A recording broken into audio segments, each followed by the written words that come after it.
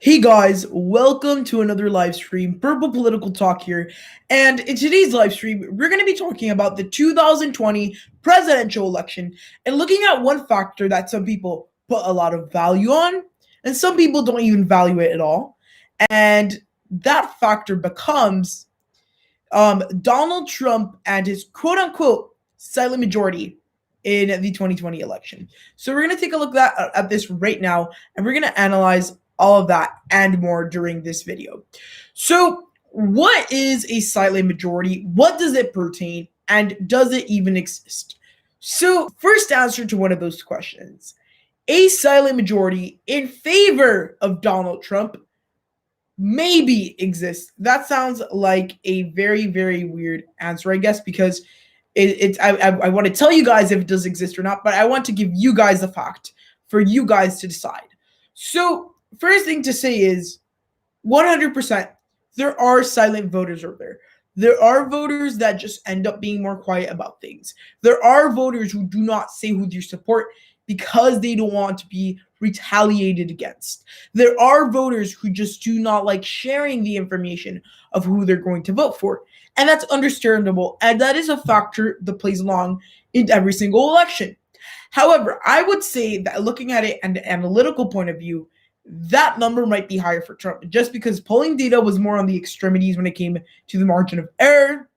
We also saw very, very, very key number of voters in 2016 come out and say that they voted for Donald Trump, not saying they would or saying they would vote for Clinton because Donald Trump is so divisive. That is something we must understand. Donald Trump divides the country, whether you like him or not. There's people who believe he does amazing. There's people who believe he doesn't. And because there are so many people that believe he hasn't, almost one half of the country at this point, there's going to be some form of people getting scared to speak out about what they want, or people being scared of saying who they actually support. And that's a factor to consider. Take a look at races like Wisconsin, Michigan, Pennsylvania when it came to 2016. Those races, for the most part, it was a lot of silent voters. Now, when it comes to this election, would that transfer on?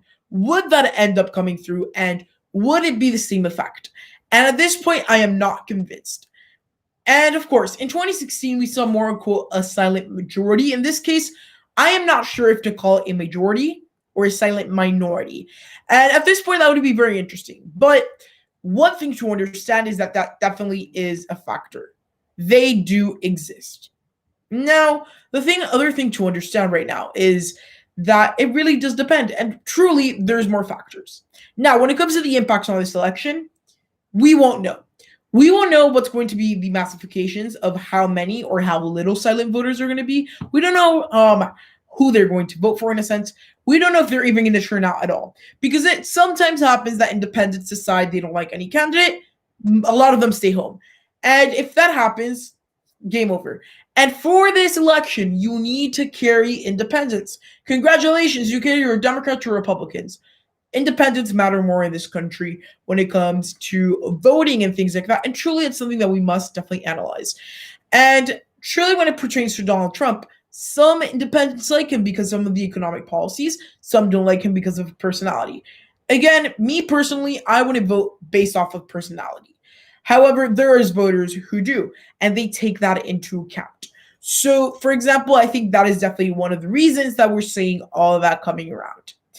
Now, the impact on the election, getting more into numbers-wise, I don't think it's going to be huge. If there is a silent group of voters that end up voting for Trump on the down low, I think we might see anywhere from around maybe 3 to 5% as kind of the rule. I think that definitely we should be looking a little bit less. But considering recent polls have Biden ahead 12, 13, 14, 15, 16, 17 points, I mean, I think it's fair to say that a 5% swing when it comes to silent voters, people who are underpolled, all those different things come true. And I think we might definitely take that into account, that truly there might be those voters that just end up coming out and voting for Trump. And I think that's something we definitely have to take into account. And I think at this point in time, that is something that is very, very important. Now, when it comes to the Democrats, they also have silent voters. That's something to take into account. I would say for the Democrats, it's definitely a lot less because and I would say definitely amongst maybe the millennial category and the Gen Z that are starting to vote now. That is one generation where maybe like a lot of it would open a lot of people's eyes to see some people those people essentially come out and vote for Trump in some cases because they're stereotypically going to vote for the Democrats if you listen to all these political stereotypes. And essentially, first of all, it's a political stereotype, so it doesn't really make sense. However, I think we're definitely seeing something in there that both sides have their silent voters. For Donald Trump, though, the amount might be larger, and that really might help. And I think that's something that we must understand. It's not whether there is or there isn't. It's not whether it's a majority or it's not. It's more of how big and how powerful that group of people are going to think. So I want to welcome everyone in the chat. So I'm seeing DJ Davis. I don't think Trump is going to win this time. I am not very confident that Donald Trump is going to win this time around. Now, here's something I will tell you. There is going to be, I think, the race is going to be a lot tighter than we're seeing in a lot of polls because I don't buy Biden leading by 12 to 15% nationwide. To me, it sounds insane because even Obama, for example, who led by 6-7% in polling data against John McCain, you would see people outpouring for Obama. You would see the excitement there for Obama. I am not seeing that with Biden. I may be wrong, but I think that's definitely a factor. But I think, like, honestly, it's looking very, very bad for Trump. Is Biden probably going to win by the margins he's expected to? I think he's going to win by a little bit less. However, and I think in this case, the video is about silent voters. So I think silent voters would definitely have an impact on that. And truly, guys, keep the silent voters in mind because, again, there is a big group of them and you won't know which ones are really going to start turning out. And I think that's something else to definitely keep in mind. And overall, these voters are going to be deciding factors on this election. If a ton of silent voters like the Republican Party is banking on, just come and vote for the party, for the Republicans, voters that may have not been expected to. We probably will see a Trump victory, only if that happens and if it's the big number the Republicans are saying they have. It's politics. Numbers are always going to be inflated. They are going to say that their polls might be this and down. But I think at this point in time, that's something to keep in mind. So I'm going to start reading some of the chat. So I want to say hi to my friend UEP. I hope you're doing great. And Logan Burker says, I know that it might sound crazy, but I almost think Biden have a pretty large silent majority, possibly even more one than Trump. This time around, there's a lot of very loud Trump supporters I know. Right. I think this is not more about being loud or quiet because, of course, Trump supporters are generally more enthusiastic than Biden supporters. I think that's just definitely a fact. I mean, just take a look if you live in an area, pretty much. I live in a swing state, and I see daily when I go out very, very, very enthusiastic people that are waving flags. They have their trucks put up and everything for Trump. So I think, and the enthusiasm part, you're right. Now, when I say Biden has a bigger one, I personally wouldn't say so. Here's the thing. It's not about being, again, quiet or not, but it's about that, but that's just your general basis. Now, I mean, what are we seeing more? I'm talking more about poll numbers, people being represented by these polls. So I think at this point in time, that's something else to keep in mind. And like DG is pointing out, Trump has lost voters. And I think at the end of the day, it also comes down to a lot of people that just going to transfer on from 2016. They voted for Trump in 2016. They gave him a chance. Still, some of them were very reluctant. Maybe some of them were very quiet. And of course, on both sides of the aisle, any election you have, you're going to lose support. Very unlikely you're going to gain support net. Like if you put out like the voters you gained versus the voters you lost, political history, very, very few times an incumbent wins by a lot more like afterwards. And it really just depends, especially like in modern history, it's been like that and it's occurred like that. Like with only a couple of different specific scenarios, mostly during the Obama presidency, which is truly the latest part of modern political history that we have to analyze when it comes to all of this. And I think that's definitely something to keep in mind. President Donald Trump is generally very divisive, and that division is what creates silent voters on both sides. Because if you're living in the constant fear, if you're living in the constant reality of someone's going to attack you because you support Biden, or someone's going to attack you because you support Trump, the true pillars of democracy aren't truly there. And that's going to affect the nation in more ways than one. But during this election, it has become very divisive, and generally these social media campaigns on both sides that have created a lot of these different things. Like, for example, the BLM movement has created a little bit more radicalism amongst the left. And general movements among the right that we've been seeing for a very long time, those are also creating some type of radicalism on both sides. And that is something to definitely keep in mind. And radicalism, I've always said it, is never good on either side of the spectrum. And I think it's important to keep the nation balanced.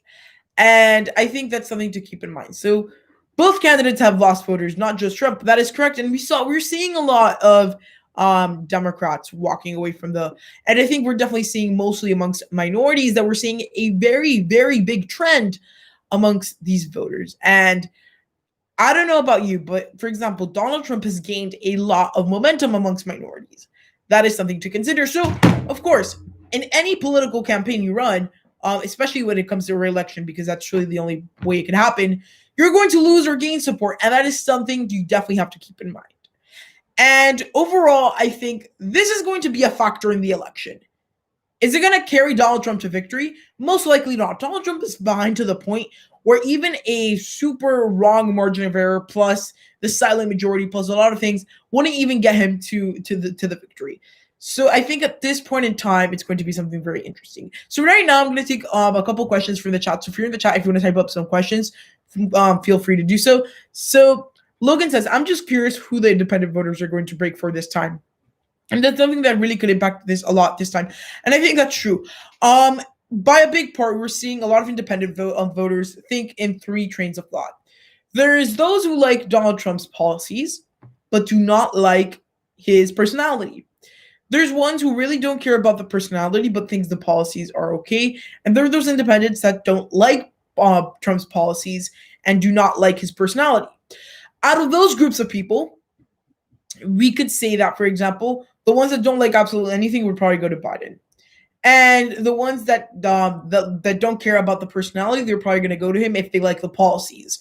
Now, when it pertains more towards the ones that have a dilemma when it comes, they sort of like his policies, they don't like that much of his personality. That is going to be a swinging factor during this election. And it's a fact that a lot of people are voting off of personality. And I think that is something to keep in mind and keep an eye out for, because that might be impactful, because these independents, you have a group of them who are voting based on personality, not policy, which it's fine. It's your vote. You cast it however you want. But I think it's definitely going to be an impact on this election. Do you think Biden will win Texas and North Carolina? I think maybe not Texas. I think Texas is a stretch for Biden. Even in a best case scenario, it's stretching it a little bit. But I think North Carolina, even in a normal scenario, he should be able to win that. What's your prediction for from when we can know the election results? I know that for a fact that this election is going to take a longer time. Of course, we're not going to know election results November 3rd. I think we're going to have what? I guess the 270 results, like when the first candidate reaches 270, 2 to 3 days after the election, maybe 4 days. All precincts reportings when we get all of the votes in. I think that's going to be well into November 30th, even December. So this election is going to be very, very long. It's going to carry on. And it's definitely going to be a lot longer, simply for the fact that essentially we're going to see that. Trump was an underdog in 2016 since some of his supporters were shy. Such barely exists now. Biden has it. That's another point of view. And I think at this point in time, it's how you analyze it. And explain this at the beginning of the live stream for those of you that were here, that this is not a thing whether it definitely exists or definitely does not. It is what you think if it exists or not. And I think there's on both sides, there's things that truly could be impactful and something to definitely take a look at. So guys, this is it for this live stream. I hope you guys enjoyed it. It was a quick live stream. I wanted to quickly come on, talk about this silent majority thing, which a lot of Republicans have been taking into account. And I don't know if it should be definitely taken into account. However, I think silent voters as a group of voters going to have an impact on this election. So guys, if you're just joining, please, if you want, rewatch it. And if you guys are watching this after, tell me what you guys think down in the comments, and tell me everything that you think about the silent majority and Donald Trump. Hope you guys enjoy the video, and goodbye.